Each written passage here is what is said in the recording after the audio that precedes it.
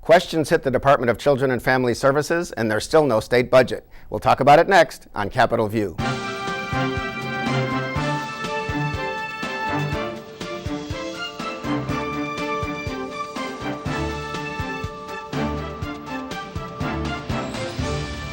It is true that DCFS is under court orders in terms of providing services. They are getting money in relation to what the budgets were at the FY. Right, because as we often said, like 90% of state government is running either under court order, like state employees getting paid, and DCFS has been under its own court orders to make sure children are adequately watched in dangerous situations. Right. But one of the things that's going to happen is that we were going to come in, we were going to get a handle on the budget, then we were going to bring in these high-powered people to run the agencies, to take fresh look, to reorganize, and so it's very, very difficult. When you've got 2 years without a budget, that just sucks all of the energy and the air out of everything, and so it has to be very frustrating for a person that has come in and said, I'm going to move things around, I'm going to have support, and then everything just kind of gets frozen. And now that we're here about maybe this guy is going to go back to Florida, and working for the state of Illinois in almost any level isn't a lot of fun and doesn't have a lot of stability these days. And so it's very unfortunate that we'll never know whether a lot these people were brought in and we were going to do all of these new creative things, and all of a sudden it's we're in the third year and none of this has happened. And so it's one of those things that it's another collateral damage in terms of the budget stalemate. Is we really haven't had a chance to see whether there were some good people and fresh set of eyes and rearranging money would have produced better results. Instead, everything's just kind of frozen, waiting for somebody to blink in terms of this ongoing budget crisis. And I should say, I mentioned ethics at the beginning, and Inspector General has been looking at some of the contracts and hires. I think it was a computer contract and perhaps a Florida firm that was known to the director, but he didn't know much about. And he hired a driver who, was like the son of someone he knew from Florida, and so there were just some questions. I don't think there's nothing illegal at this point, but people were just taking a look. And again, when then you have a tragedy like the 16-month-old girl, I think her name was Samaj Crosby. I'm not sure if I'm pronouncing that correctly. Found under a couch in a very dirty home. The director, Mr. Sheldon, was asked about it in a committee at the legislature this week and talked about, just because you have a dirty home, and there was a picture showing from that home that, made at least some websites or the papers, and it raises questions, but a dirty home does not mean you take a child away from a family. So it's a very difficult job. I know that when people say, and I know that there's a view, state employees, and the governor talks about how highly paid they are, which is disputable when he says they're the top in the country. He likes to say nice things about them at some point and disparage them at other points. But when I think of state employees, and Chris, as you mentioned, the people who have to go to a home where there's perhaps a domestic violence situation, or you're going to tell a parent you might take away their child, that's not a job I'd want. No, this is a very difficult job, and there's lots of jobs like that in state government. There's probation and parole officers, another very, very intense job where, again, caseloads are increasing over time. There are rehab counselors that go out and help the blind and the poor or the elderly, trying to get them back in it. So there's a lot of this going on. This is the nuts and bolts of government, really helping people that are in need of help, and it's the kind of help that is only going to come from government. And it's what we as a society have said, look, we don't want children starving in the street. We don't want them battered. And so even though there's a strong natural pull to keep families together, there may be times when it has to come apart. And and that's one of the nasty things that government does. Government does jobs that are very hard. That's why government is hard. There's another situation, two items that are not directly related to the budget off the bat, which just shows, we are in the third term of Governor Rauner, and mostly he's set the agenda. I want these things, and we don't have a budget yet, and they want, Democrats want a budget without some of the changes the governor wants. There is another situation that State Senator Andy Manar from Bunker Hill in Macoupin County is one of the people who's been asking some questions about it. There's just a couple of warehouses have been purchased or rehabbed in Springfield, and some paper files have been moved into them, and they came from a state prison in Dwight. And we're talking about at least $2.5 million over a few years that is going to go in rent in one of these buildings. It's going to cost that much, I guess. It might be more than that altogether, but this one building could have been purchased for less than $1 million, but they're going to spend $2.5 million on rent, and they say they can't buy a building because there's no budget, and they say they needed to move the paper out of a building at the old Dwight Correctional Center. And then John Baldwin, the director of Department of Corrections, was in front of a committee and asked if he knew they were even storing paper in one of those buildings, and he didn't know anything about it. So, yeah, well, I mean, it's the kind of question. And an ownership of at least one of those buildings is now a son-in-law of Bill Cellini of Springfield, which is kind of a hot-button name in Springfield because he was always a big fundraiser for Republicans, but he was also trying to raise money and do things with the Blagojevich administration, and ended up doing, somewhat less than a year in prison for something in which he was accused of and convicted of trying to, influence someone who was getting state contracts through the teachers' retirement system. So. Yeah, well, I think if we're talking about criminal activity, Kent needs to be the one that gets to talk about this because, I would defer to you. Well, and this is one of the things where if you come in and you say, I'm going to bring in the best and the brightest, we're going to do things differently. Right. We're going to drain the swamp, basically. Yeah, we're not going to be inefficient, we're going to be effective, and we're going to be clean. And inevitably in state government, in an operation this big, at 50, when you get all of the money put together, $50 billion, you're going to have some things that people are going to raise some eyebrows. Then you get a situation where you may have constraints because you don't have a budget. You can write a contract and lease things, but you can't buy something, which might be the cheaper way to do it.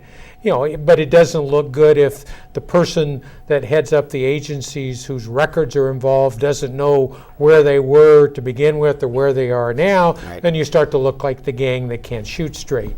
And so it is, it's always difficult when you raise expectations about what's going to happen, and yet, if you've got to run for re-election, which we seem to be already in the mode to do that, we are doing that, yes. Then these things pile up, and you're always, if you've said, I'm going to balance the budget, I'm going to raise taxes, we're going to clean up the swamp, we're going to be the best and the brightest, are going to get things done, and then it just all gets frozen. And you can't keep people, which is, to Chris's point, these are really difficult, they're difficult agencies to run, difficult jobs, and I wouldn't want to be a prison guard either. I just want to let you know. Tough job. If you've got to balance the budget by cutting salaries and restricting pensions, that makes it difficult on to recruit people and keep them. Mm-hmm. And so, there's just the ripple effects of the mess that we're in. Is bad. Now, I mean, obviously, if you've got conflicts of interest, whether we're talking about who you're hiring to be your limo driver, or who you're leasing. I'm not sure it's a limo, but yeah, anyway. Or who you're leasing a building right. from. Yeah. It may not be anything illegal at all, but the public believes that state government is corrupt.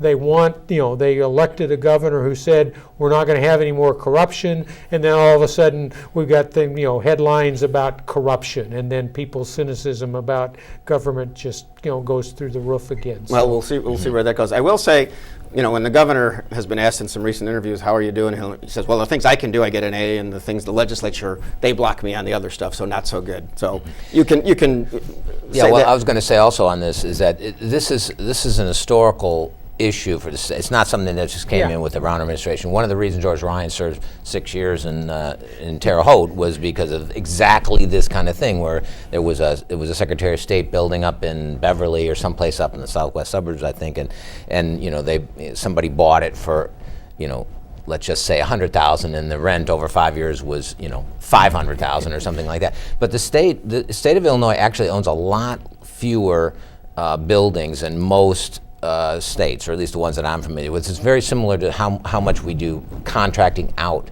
for jobs. We have the lowest head count per capita for state government workers of any state in the country by a good long way. Which is interesting. Although, does it make up for it at all that we have more units of government than other states? Well, all the townships and everything. You know, we have 7,000 units of government. I'm talking about state government right now. Yeah, the local government. But it is hard to sell that because so many people say just cut, and you're saying we already have fewer state employees than any other state. And it's not that we're not providing services. So we're not Mississippi yet, but we are. We contract that stuff out. And I don't know, Ken, you have a longer historical perspective on this than I do, but one of the hypotheses that I've heard knocked around is that one of the reasons why we do so much contracting out in the last couple of decades, and also on the buildings, is a substitute for patronage that was sort of outlawed at a certain point. You can't get the idiot brother-in-law job on the road crew anymore, so you get the idiot brother-in-law a contract to clean the building,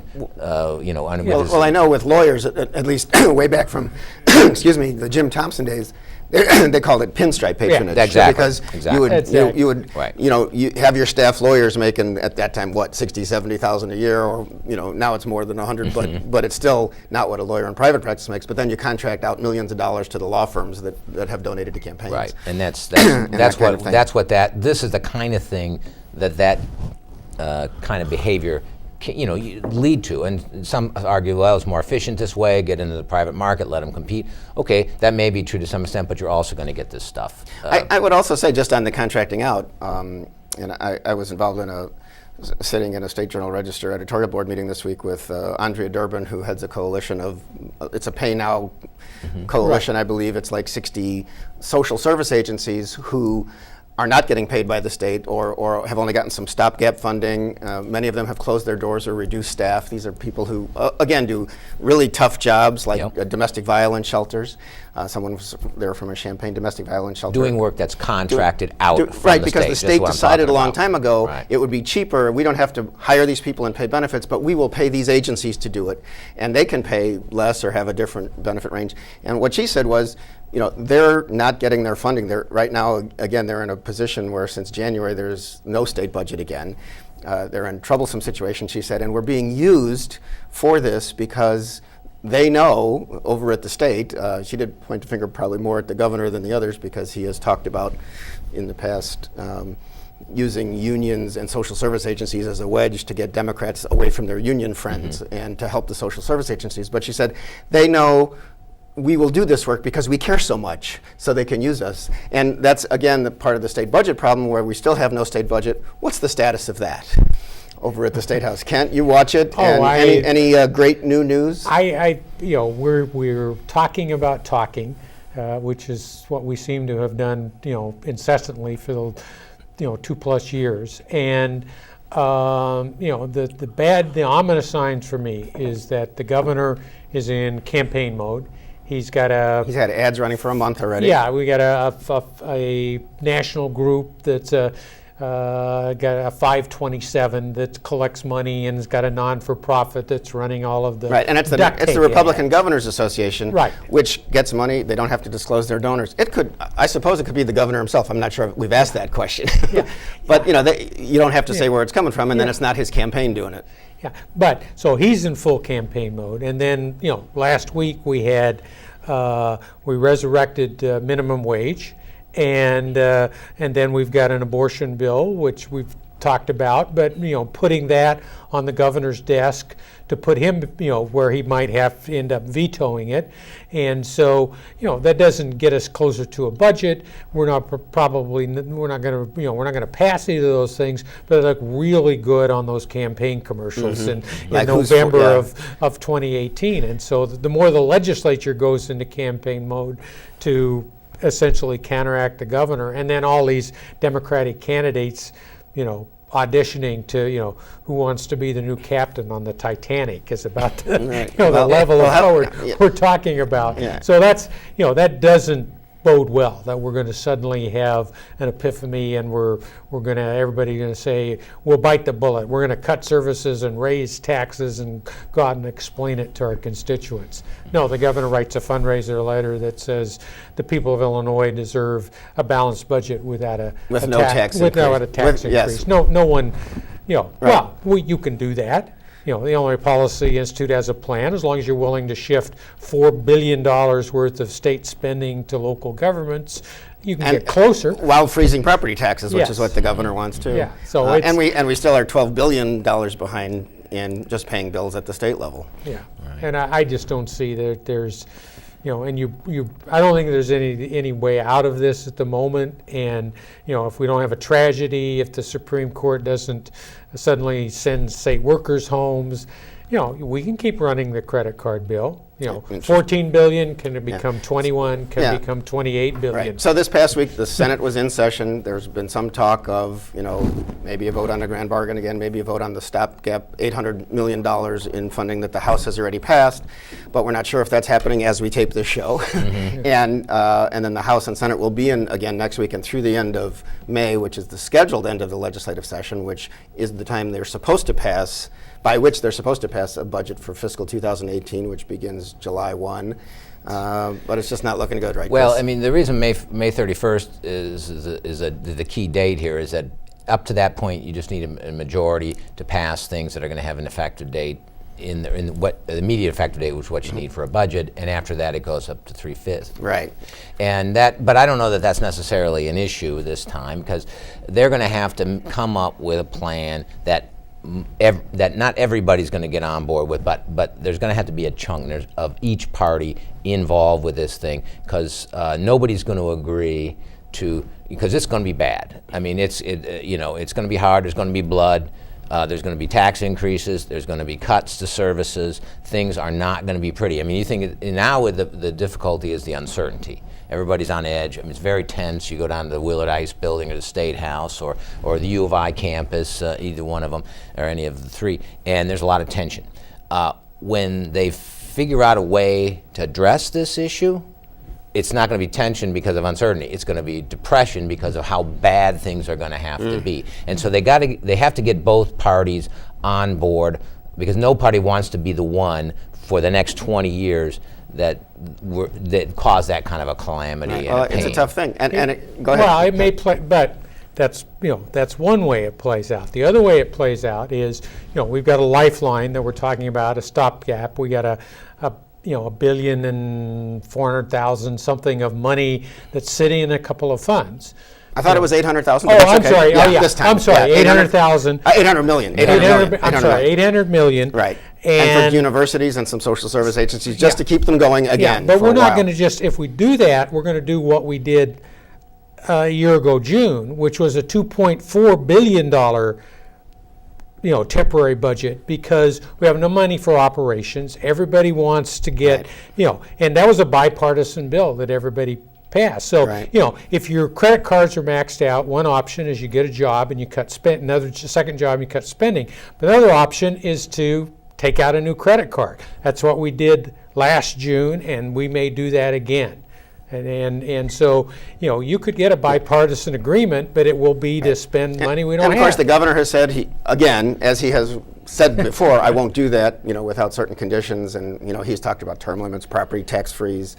Property taxes, of course, are on the local level. They don't even affect the state, but he thinks those things help the business climate and ultimately help the long term.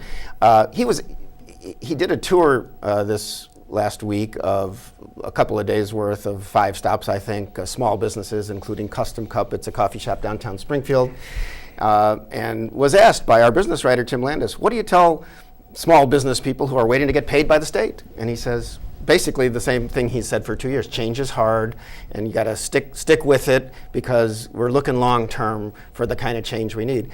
Which, interestingly, is what the governor has said we need all along, which is some of it is cut back on union strength, and some of it is cut back on worker costs like workers' compensation payments, because he says our state is higher than neighboring states, that kind of thing.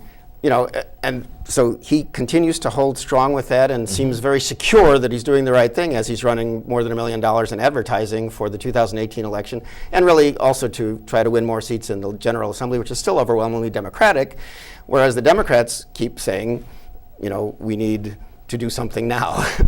and so we're basically in the same place we've been.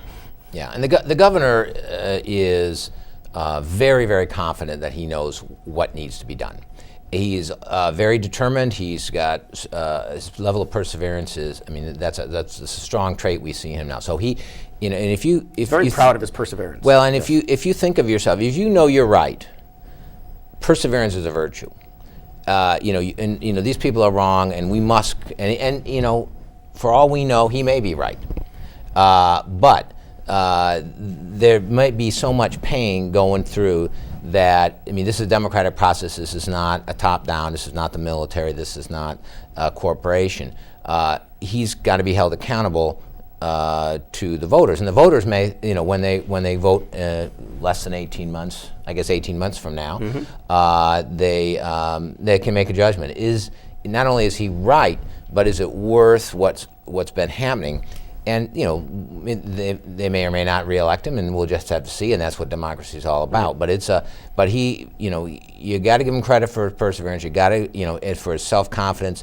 Now, on the other hand, some people might say, well, he's driving the state into the toilet. We will hear that a lot, and I have heard it from many you know, speakers already at events. And there's also, you know, five or six candidates on the Democratic side for governor. One of them, J.B. Pritzker of the Hyatt Hotel family, but also he's not really. He's wealthy partly because of that business, but he's in many other businesses, including startups in Chicago, 1871. It's an incubator for business. He announced that he'll be starting running, looks like at least the version of the ad that ran that we saw, a minute-long ad talking about he thinks big, and you know he is in favor, as pretty much all the top Democrats are, of a progressive income tax, which would take a constitutional amendment. But he says, you know, our rich people like us should pay more.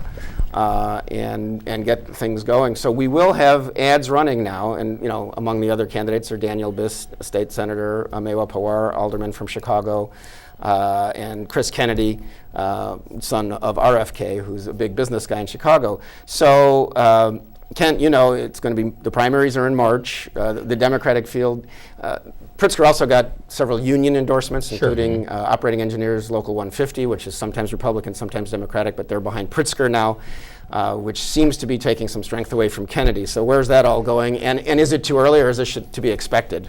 No, you know, it's not too early to clear the field. And so if Pritzker gets union endorsements and the tacit support of the speaker, that becomes, and then he looks viable. I mean, he ran a commercial that I guess is going on air. He put it out on the internet. People thought, you know, this is, you know, it was reasonable in terms of the message that he was trying to put out, and so, you know, he becomes very attractive. Yeah, he talks about a lot of things he's done, like provide meals to 55,000 kids, and then the governor's office or the Republican Party says, well, look, the governor signed a bill for school lunches, although that's not as a private citizen.